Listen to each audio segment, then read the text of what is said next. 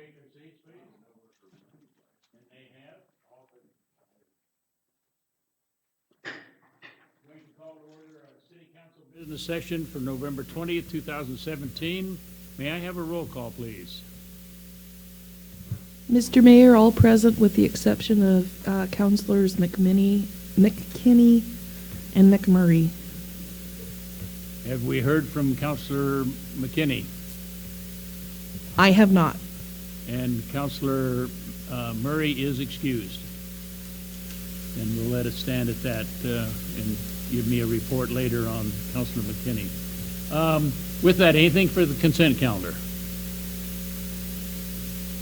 Any other agenda item that you want any clarification on right now?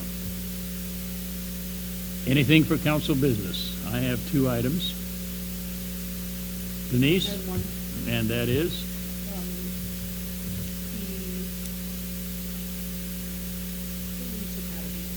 Okay.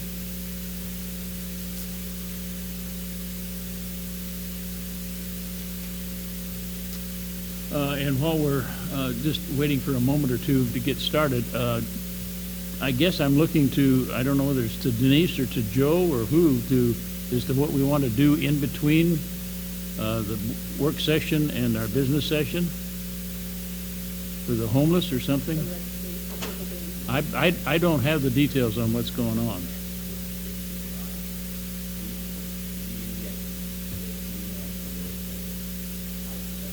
Well, not if it was after 5 o'clock.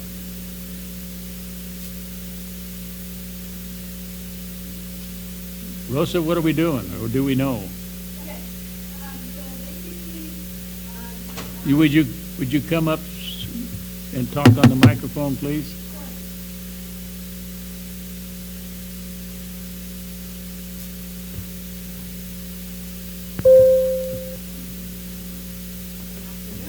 Would you turn on the microphone, please? right. Would you turn on the microphone, please? Thank you. All right. So, This is a recording. so in regards to the end of youth homelessness awareness campaign, youth outreach connected with us or outreached to us to see if the city council could take a picture with some purple bracelets in support of the awareness campaign. Basically, by doing that, the city council is showing support. And we're doing this when? In the break between the work session and the business session. Okay. All right. So don't go running off. Thank you. Yeah. That's what I needed to know. So we're doing it during that break. Correct. And this lady that's coming will have whatever these bracelets are. Actually have the bracelets and I'll take the picture. Okay. All right. Thank you. Mhm. Right. Anything else for council business? Anything on the financial statements for Mr. Zook? Very good. Good report again, Matt. And with that, then we'll move into the presentation that is dealing with the hearings officer. So with that, I'll call Mr. And his cohort, city attorney and community I'm the other guy. community development director.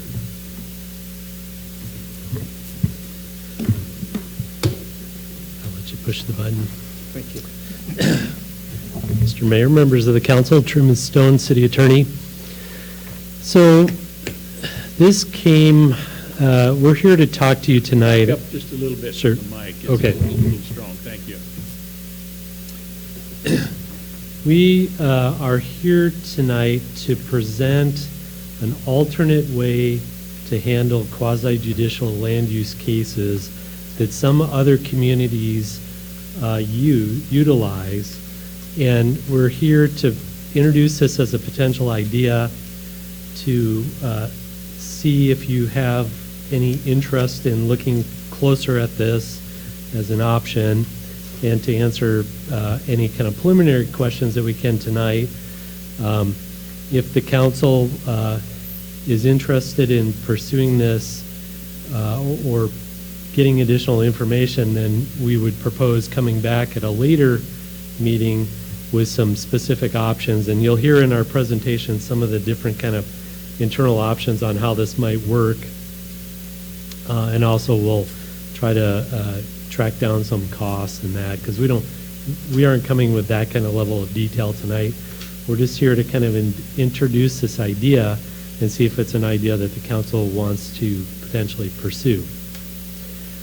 So this came about really after a couple difficult land use decisions that came before this council. If you'll remember, we ran into some ex parte issues. We ran into issues where people, even after the decision but before the appeal process ends, want to come track you down in Fred Meyer and talk to you about that sort of thing. And so internally we were having some conversation about how difficult it really is to do these quasi-judicial hearings, and that there may be some other options. So Doug and I had some conversation, and we talked to city manager, and so here we are. And I've talked to a number of you as we've kind of talked about different things just to raise the issue. So here we are tonight. So one of the things I will say is, as we've said many times in the past, the city council is unique amongst American government in that we don't have separation of powers. The city council serves both at times as the administrative function of the government, the legislative function of the government, and the judicial function. And it's really, those are such fundamentally different jobs that it's hard for any one person to do all those jobs and keep it in track in your mind which position you're occupying at that time. And it's also really difficult for citizens who come before the council and come in certain contexts where they're asking you to make policy decisions, legislative decisions where you have broad discretion, and they're coming and asking you to make those same sorts of decisions in a quasi-judicial setting where you don't have that ability and you don't have that flexibility of policy. We also have issues of ex parte. We haven't really had conflict of interest, but it's certainly always a possibility, or bias. And again, because it's like a judicial process, it has to be clean and free of all those issues. And land use cases are really, a lot of times they're very mechanical of applying the facts to the criteria. There are some areas where there is some discretion involved, but a lot of them there's little to no discretion. The other thing that we've also seen in some of the land use decisions recently is you're looking at your own legislation, ordinances or policies that the council has adopted in the past. You're being asked to interpret those, realizing that either this council or a prior council may not have considered some of the potential issues that may have come up, and it's difficult to interpret it when you know what really is needed is a legislative fix. So some, and large being a prime example. So that's kind of the background, what we were thinking and why we're here tonight. The other thing, actually one other thing I forgot, these things don't really come to the council on a regular basis. So the Planning Commission sees quasi-judicial hearings on more than a monthly basis. Even if they don't get it a certain month, there may be months where they get 3 or 4. And so they're not doing some of the other kind of functions that the council does. They're more suited for handling these because that's how they think about things. But when they only come before the council a few times a year, it's again a really a Herculean effort to try to make that mental shift to be sitting as a judge. So there is potential other option. So we're here to talk about that tonight. And at the end, after you've had some time to have questions, we're looking for instructions or some direction from the council, either that you're not interested in looking at a hearings officer option, or that you are interested and want some more information, want us to come back, either for just another question and answer kind of work session, or to come back with specific proposals, come back with maybe 2 or 3 options that are really fleshed out, that you can perhaps pick one.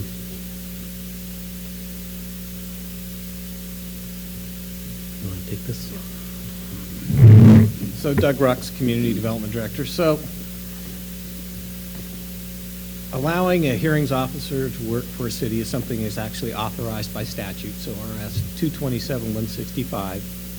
So in essence, you can delegate the authority to someone with experience being a hearings officer to review quasi-judicial cases.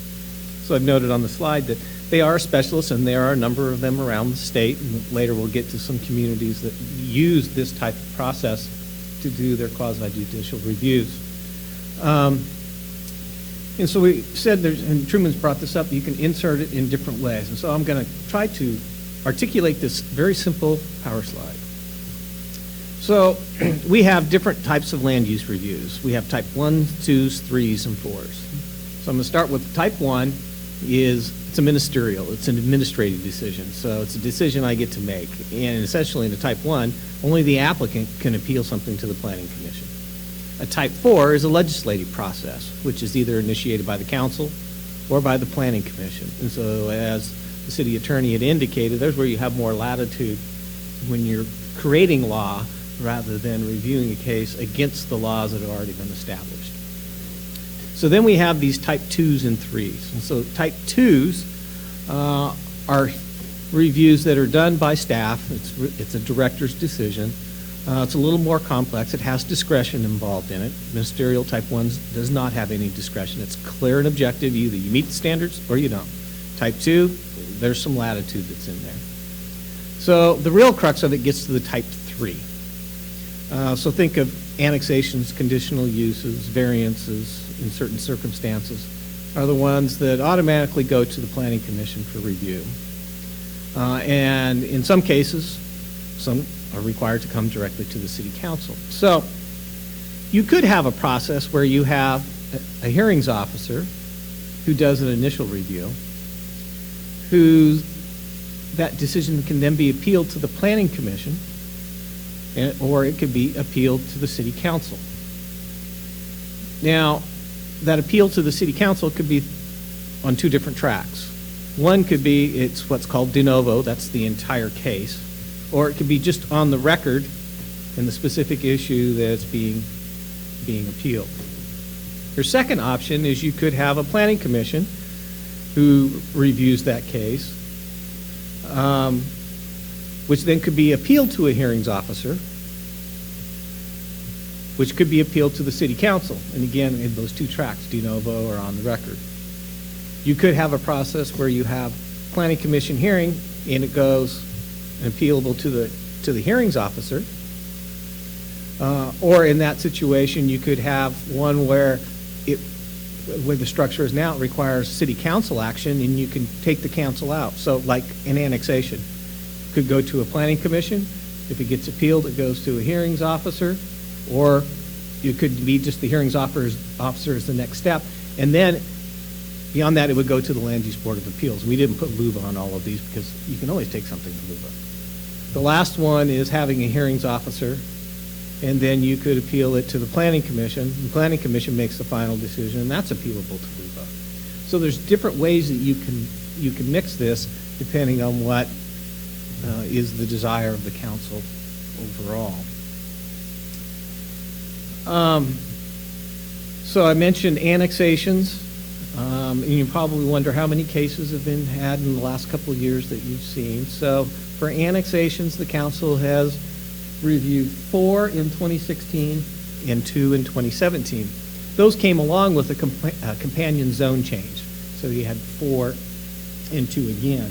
So in 2016, the council reviewed a total off of this list of 8 cases, and in 2017 you reviewed 4. So as the city attorney said, kind of the infrequency that some of these come, because when you mix the annexation and the zone together, you only touched it 4 times out of 12 months. Comp plan amendments is another one, and that can be something that's specific, conditional uses, zone changes, planned unit development, subdivisions, and appeals. If we were to add the Planning Commission into that mix, they have some other things that they look at. There are certain variances or appeals of variances that they review. There are appeals and certain design review cases that the Planning Commission reviews. Looking at the numbers for 2016, the Planning Commission reviewed or had 15 quasi-judicial cases go before them. And so far in 2017, they've had 12. So, as City Attorney indicated, they do a lot of the heavy lifting on many of these applications and get down into the details. Sometimes it takes 2 meetings for them to get through a particular case. One of the things that City Attorney and I were talking about today, often when we get to these quasi-judicial, we're at the end of our 120 days by the time it comes to council. And that means we're usually at the end, and you have to make a decision at that meeting because we don't have any more time because of time it takes to process it, determine it's complete, do those reviews, and get through those lower hearing processes. It starts to eat away at that 120-day clock. Now, there are times when applicants will grant an extension to the 120-day time period, and often that plays to their advantage by doing that, so to make sure we can get through the various reviews at the local level. So this is just one that kind of describes a little more detail about these processes. So the type 1 I've already mentioned, again, appealable to the Planning Commission, City Council, then on to LUBA. Then we've got the administrative, which is that limited discretion, type 2. Planning Commission, City Council, and LUBA. And this is our structure today. And then type 3 is that Planning Commission, which has a lot of discretion in that process. Then the City Council and the Land Use Board of Appeals. So when we did some research, looking back at what other communities use a hearings officer, there's a wide spectrum. So it can go from small communities like Talent, Ontario, Warrenton. You can get to in North Bend in some regards, then to some of those mid-sized cities. Happy Valley's growing, Kaiser, Sherwood. Then you get to the kind of the bigger cities where Bend, Gresham, Salem, Eugene, Beaverton use a hearings officer in their process. Portland, the largest city, uses a hearings officer in their process. And then I put in a couple of examples of counties that use hearings officers as well. This is not a comprehensive list. This was going through, looking at the web, looking at processes, checking some websites, some of the literature that I read. A lot of smaller communities, much smaller than we do, who don't have the staff, use a hearings officer process. In the counties, it's just because of the volume of things that they get coming in and trying to run through all their staff through their planning commission and their board of commissioners use a hearings officer process as well. So that's kind of what we wanted to set the seed with about what your options may be, and this is an opportunity to turn it over to you to have some questions, observations, and so I guess I'll turn it back over to the mayor. Can I take a thing first, Mayor? You may. So as Doug said, a hearings officer would be some sort of land use professional. It could be land use attorney or attorney experienced in land use matters. It could be someone who has a long history in planning or something. And there's lots of people out there. It wouldn't be an employee that the city would have to hire. It could be somebody that we contract for. There are people that, as Doug said, do lots of work in lots of different communities. It would not be hard to find somebody to do that. The other thing that I wanted to mention was one of the other difficulties in coming before the council is when the proposed findings present a difficulty for the council in trying to amend findings on the spot at the hearing, especially when we're running up against the 120-day rule or other kind of time pressures. And, you know, giving the press of other business at those city council meetings and trying to get through that and then ending up going very, very late into the evening or even into the next day. Whereas if you had a hearing officer who was, you know, scheduling the hearing at a business hour kind of time or earlier in the evening, but that's all they had to deal with, you know, could take the time to work through those, you know, even on the spot, or come back with written findings on their own in a short time period. So those are the two other things I wanted to add. Council Corey, Council Bacon, Councilor McKinney. Yeah, my question is back to generally, do the communities have somebody on retainer all the time, or is this on a case-by-case basis that they're paid, that the hearings officer is paid?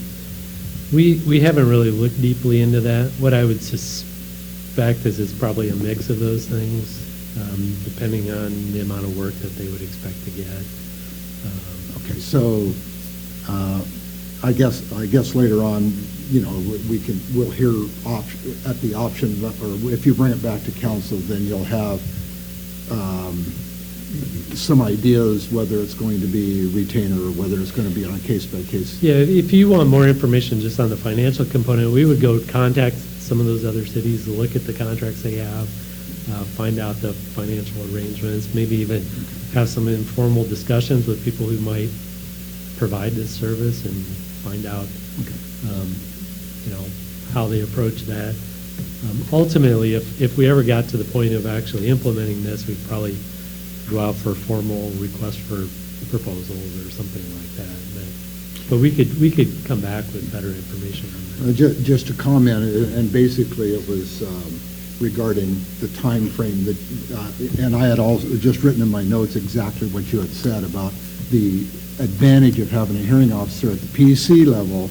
If it does come to council, then we're ahead of the 8 ball, and hopefully the time frame in the meeting would be shortened considerably, because he can present what has happened and what the ideas are and those kinds of things. So I think that's a real good point about having a hearings officer. And then also, hopefully he'll be able to provide some legal opinions as well, you know, for us to, you know, so we don't have to, well, now what do we do, you know, type of thing. If we can hear the legal opinions, or maybe that would still come from you.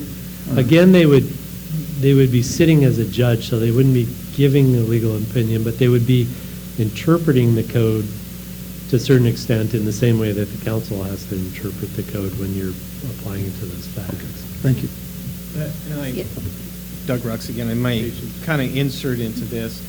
When we outlined these different scenarios of how you could do this, when you start to drill down even deeper, it gets to, does the hearings officer review the case and write their own report?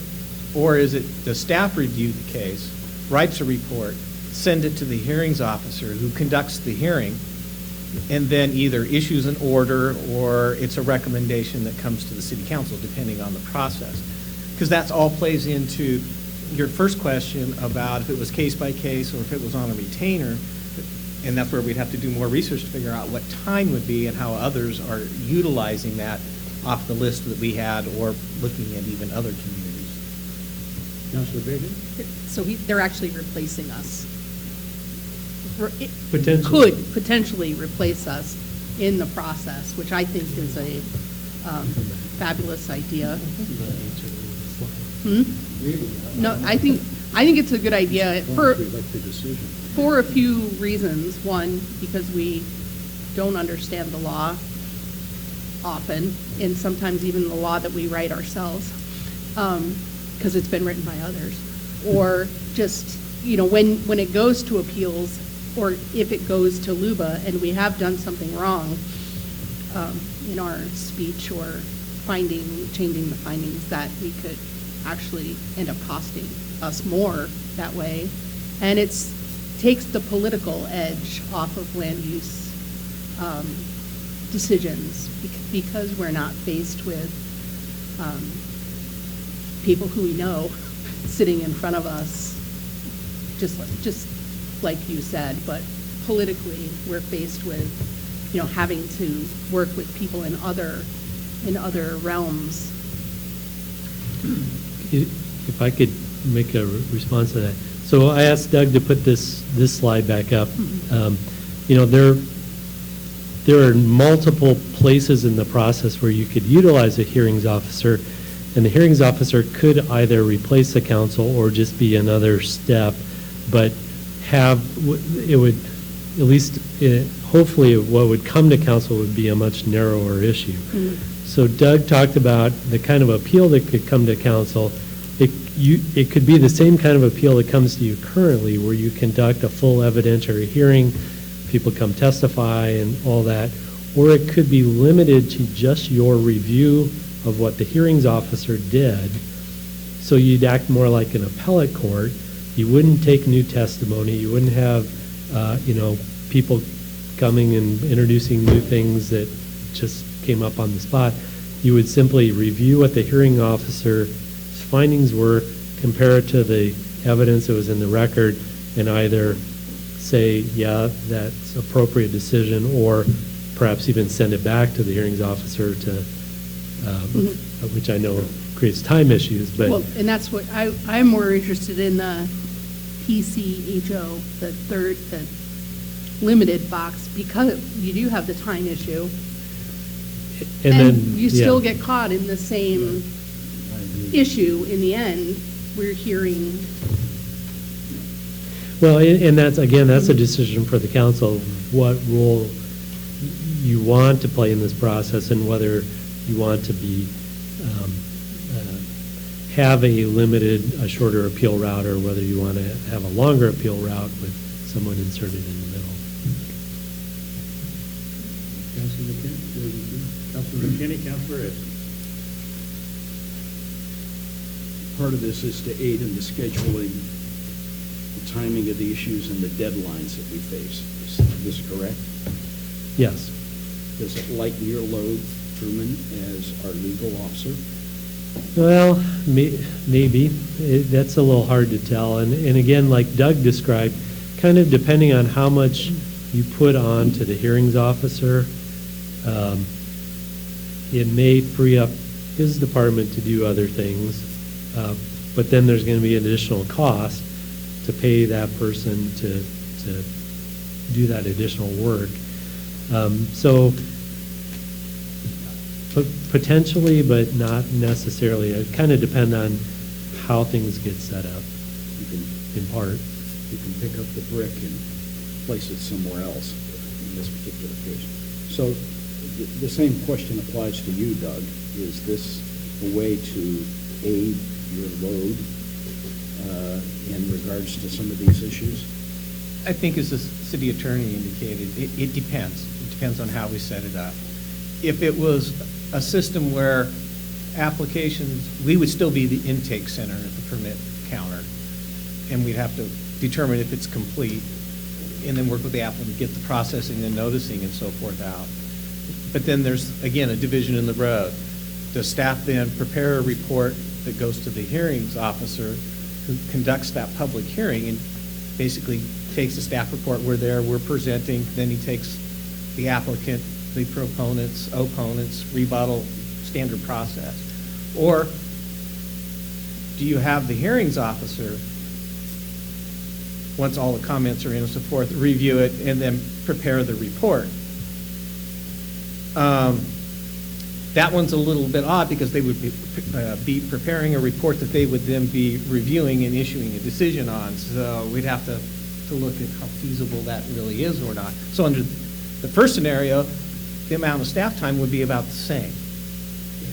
But if it replaced the planning commission for that function of quasi-judicial, we'd still have planning commission to deal with legislative matters. And so in that regard, then it could be some additional time. But it might aid the timeline. But it might aid the timeline. Follow-on questions. Maybe to Joe. Are you aware, I take it that this might be a person on retainer, and if so, are you aware of the budgetary concerns of other cities in relationship to using an officer? Joe Hannon, your city manager. Well, money's always an issue. So once we find out how much, per hour and stuff, then we can come back. I've seen it more in terms of that community development director. Another way to look at this is that right now he comes here and he hears all the hearing, and you can burn us all out by going way into the night in bad decision. So that's a suggestion. We don't want to do it here. But if Doug, and particularly right now with where we are in staffing, my recommendation is just hear all the stuff, make your decision, but put it off until we get more stability down there. But it can also be that then the community development is, they're not here, where Doug is just about here all the time, and he's going to another meeting. And that can be a form of burnout to community development staff. So that's one to think about. The other thing I've seen at the council, and it's what I think you were talking about, is the council has to worry, and I think as you get bigger, this is less of a concern in a way of, well, the buck stops here at the council. So there's councils that I've been involved with that said, no, I want to always be able to look at my neighbor and say, I'm going to make that decision. So that's a really tough one. And then that's balanced against, okay, but if we're not making good decisions because it's going too late, we're up against a timeline, then are you really doing that person a favor? The other part that really helps council, and it can help the planning commission, is you don't, and we'll see tonight, we're going to talk about council priorities and that, which is time consuming. You don't have time typically to do that. If you're not doing some of these, even half a dozen of them this year, you'd be there to do these overall kind of planning, setting the true policy instead of acting like the court. So my next question. You have a follow-on? Yes. If this person functions like a judge and renders a decision, is that binding to the planning commission? Is it binding to us? Is it binding to you as staff members? And then, depending on how you answer that question, I'll have a follow-up. Well, Doug Rux again, if you use the third scenario model up there, planning commission does a review, and if it gets appealed, it goes to the hearings officer conducts a hearing, renders a decision, that's binding. If you take the council out of it, because the next appeal step is to LUBA. If you took the second column and said, well, we're going to run through, we're going to do planning commission, and then it appeal to a hearings officer, and then some level of on the record, my words, and it comes to the city council, then the city council's decision ends up being the binding decision. All you've got is a decision from a hearings officer that has been appealed. If you use the third model, hearings officer does the initial decision on it, and he gets appealed to the planning commission, then the planning commission's decision is binding because it would be appealable to LUBA.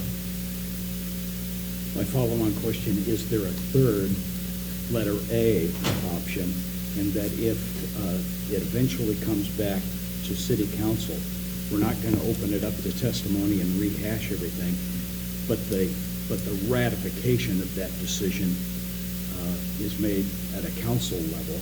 I'm not sure I'm quite comfortable with option 3 and option 4 without it eventually coming to the city council for a ratification of whatever the decision might be. So that's the reason why I'm kind of thinking 3A. I think my neighbors, and the way that you put it, sometimes our neighbors are expecting the council to render a decision on difficult issues. That's one of the reasons why we're holding this election and other things like that. But what do you think of that? Is there a way, without rehearing and rehashing everything, but if he renders a decision and it becomes binding Shouldn't there be a ratification at the city council level? Well, that's where you could look at option 2 in the column there, where you're limiting, if there's something that's appealed on the hearings officer, you're looking at just the record, you're not doing a de novo, looking at everything in that case. So in that regard, you're kind of looking at more of a ratification level. I've also seen hybrid situations where either a planning commission or a hearings officer issues a decision, and again, it gets back to a timeline issue, where it's brought to the city